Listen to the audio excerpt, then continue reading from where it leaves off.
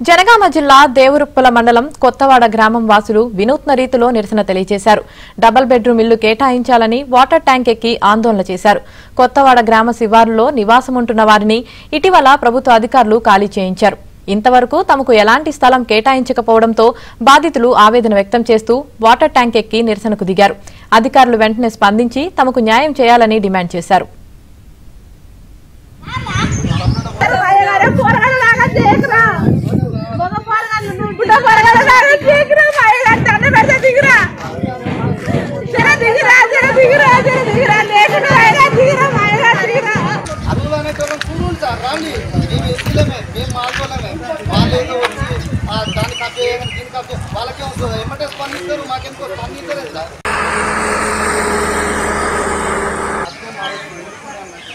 కొత్తవాడ గ్రామ శివారులో నివాసముంటున్న వారిని ఇటీవల ప్రభుత్వ అధికారులు ఖాళీ చేయించారు.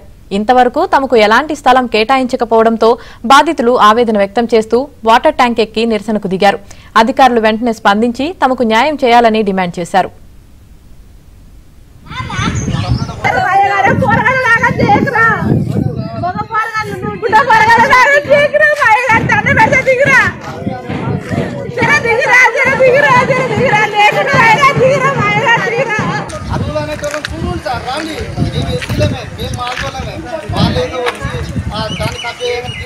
వాళ్ళకే వస్తుంది ఏమంటే స్పందిస్తారు మాకెందుకు స్పందించలేదు.